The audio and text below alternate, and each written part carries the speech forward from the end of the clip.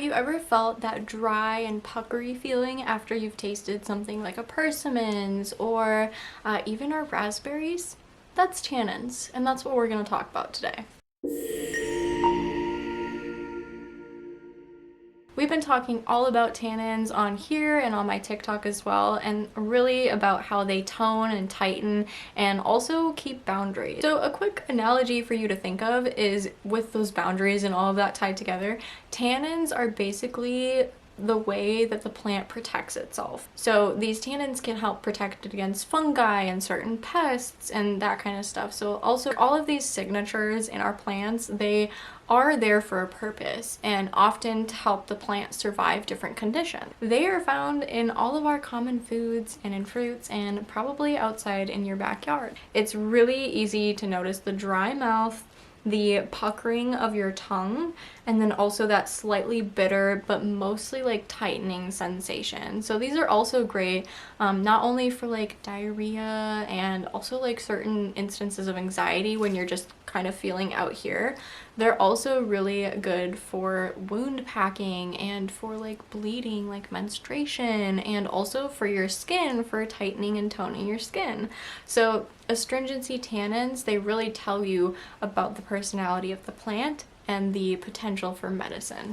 I already named a few great examples, so some really common ones would be your red wine, your black tea. They have that really like bitter. If you ever drink like a really dry red wine, you can tell, you feel that like dry sensation immediately. Honorable mentions would be geranium, which we are highlighting this month if you're interested in watching Brainy Botany. I've been offering some really great like pairing ideas and stuff. Also oak bark, and as I said, rose petals, raspberry, all of these contain our beautiful compound of tannin. So now whenever you hear astringents or tannins, really think about tightening tissues and reducing secretions. Like I said, for diarrhea, for sore throats, for leaking, bleeding wounds, and for leaky guts or mucosal toning, and also for postpartum recovery. And some use like raspberry, some certain herbalists might recommend raspberry, blackberry for the very end during labor to help push that baby out because it's known to be uterine constricting. Of course, be safe, be cautious and all of that, and maybe consult a professional. It can be hard to go about pregnancy and using herbs and stuff because it's just like everything will say be cautious and careful. So it's nice to have somebody that you can go to and double check like, hey, what's your suggestion about this? And if you're wondering, like, you normally do not need to hire an herbalist to get some advice. Like, if you just need a quick answer to a question, there are thousands of herbalists out there that are more than likely willing to just help you out. If you're curious about it, if you just have a simple question, like you could even go to your local store that sells herbs or any kind of like food, health, wellness store, and they might be able to help you. And of course, just double check any products that you buy. These often can be used internally and externally topically, but you want to double check anything. Like for our great example last month, Find Your Flavor, we talked about oregano, and a great example is essential oil and oil of oregano cannot be interchanged. One is for internal use and one is not for internal usage. Some very seasoned herbalists might use it for that, but we're not gonna go into that. You'll also see that these are associated with like cooling and drying. They're considered toning, like we say, and relate to our boundaries, containment, and recovery. So I myself recently had a problem. We've had an issue. We've had a rough start to the month, and I got into a car accident, totaled my car, and so I've been really out here emotionally and just very sensitive and stuff. So I feel like a lot of these herbs, astringency tannins, can help me to get back within my bounds and set those boundaries that need to be set with myself or with other people.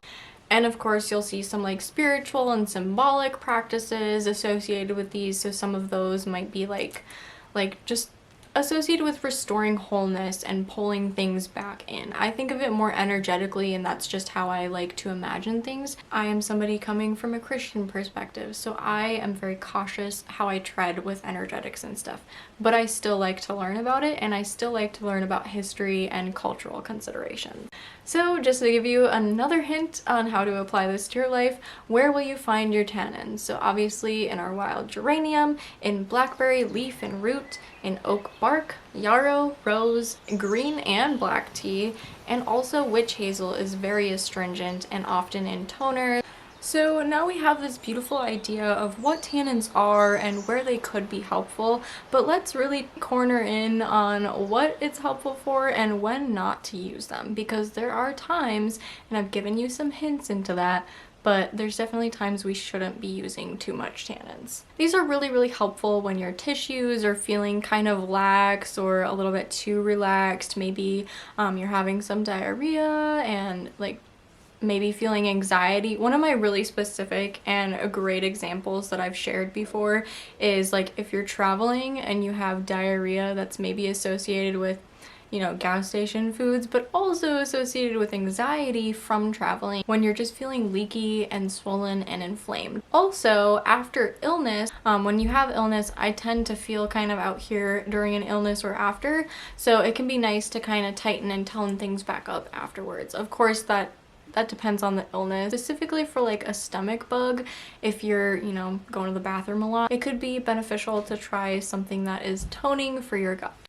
When not to use it is if you're somebody that considers yourself really dry anyways, and also if you need help to figure out if you're in these categories, definitely check out the herbal energetics video, because that will help you to figure out your constitutional type. If you are somebody that, you know, your mouth is dry, if you tend to have drier skin, maybe you're less oily. I run on the oily side, but you know, your hair, your skin, your mucosals, like think of your eyes, or your eyes typically more dry, and even your nails, that kind of stuff. That's what would tell you if somebody is more dry. And if you are on that end of things, then you might want to use caution with tannins because they can be so dry. Long-term usage can interfere with certain medications and like iron absorption of certain nutrient. If you're taking meds that are to help you with absorption, or if you're taking like iron, you want to use caution, because, and also you could, if you're taking medications, you can just separate it by 2 hours or so and you should be okay. It's just you always want to double check drug interaction. I always put stuff in the description box for you for resources on checking all of that stuff if you're curious and if you're trying to use these herbs, of course. So just don't pair it right with your meds, don't pair it right next to your vitamins, and also if you're having a really high iron rich meal like we do before our menstrual cycle over here in our cycle syncing realm, yeah, so you just want to use caution because raspberry is often recommended for menstruation, but then I'm also recommending on our cycle syncing series that we're pairing it with iron rich foods, so you just want to use caution when doing that and make sure that your nutrients are being absorbed well. So number one, you can gargle these. You can make, like, even just gargling raspberry tea can be beneficial for sore throat where your throat is inflamed. That's what I would think it would be great for, but again, thinking about like it's drying. Sometimes you might have like a sore throat with congestion. That is an instance that I feel like it could be very helpful for, but if you have like a really dry sore throat, that's when you might not want to use it, or anything with tannins in it. So something you could try is like geranium and sage, or sage and I think sage and raspberry could be good too. Sage and geranium I feel like would make a really nice like throat spray. Otherwise you can get bee propolis too, which is really nice to spray in your throat. It doesn't taste the bestest, but Another really good remedy would be like a sitz bath for postpartum. Now I know sitz baths can be kind of controversial, and I, as somebody who is very sensitive down there, I have to be very careful about sitz baths. I know some people are less sensitive, some people are more sensitive, and of course if you have a background with ancestors who have used them, then you're going to be more supportive of them versus somebody who has never done it and, you know, comes from that side of being sensitive and stuff. So we're just coming from a neutral standpoint and saying you could use for postpartum. You could make a blend. If you're in pain, like obviously tannins wouldn't be my go-to. But after postpartum, when you're so loosey-goosey, it could potentially be helpful for getting everything back tightened where it's supposed to be. Now, I haven't had a baby, so I can't really say for sure, and of course I'm not a professional, but they're typically seen as safe for breastfeeding. Of course, you eat raspberries on a day-to-day basis, then you're getting those tannins in naturally, and you don't even have to worry about having like a tea or anything. So it's just, you don't want to overdo it where you're using like a ton, like 3 to 4 cups of raspberry a day for a long-term period. That could affect absorption of nutrients, and just too much of anything is never good. And finally, I mentioned this, a skin toner for rashes or for, again, for like if you have maybe wrinkles, you can use it for toning and tightening. And if you have really open pores, you can maybe use it for that. Even for your scalp, I just made a really nice like balancing oil. It's supposed to be for like psoriasis, for eczema, just itchy scalps. And so I'm excited to experiment with this. So if your scalp is just like really inflamed, I think that tannins could be helpful for those too. I would love to hear if you tried any or how you use these tannins in your day-to-day life. Or I invite you to reflect and think about times that you've maybe been drawn to tannins and not realized it and had like an underlying issue that maybe you were unknowingly addressing, because there's times where we can be like intuitively trying to help ourselves and our body, but it's like we can't talk to our internal selves. We can only talk to like our brains and our consciousness, and oh my gosh, I guess I could really make that confusing and frustrating to hear about, but we're not talking to like our bacteria, we're not talking to our guts, we're not talking to those directly. We can't hear them say like, oh my gosh, I need probiotics, oh my gosh, I need tannins, but we can maybe intuitively like be drawn towards, oh, I'm craving berries right now. Why could I be craving berries? Oh, I'm craving chocolate right now. Why am I craving chocolate? We've talked about on that too. So if you're interested in any of this, you should probably just go ahead and subscribe real quick, because I do cover a lot of this. All in all, tannins are not just chemistry, they're not just compounds or constituents, they are toning teachers that help you set boundaries, and they are very beneficial in multiple different ways. They could be very helpful for you. Again, I would love to hear from you guys on what tannin you find you use in your day-to-day life, or what do they teach you about? What do you feel like you most took away from this video?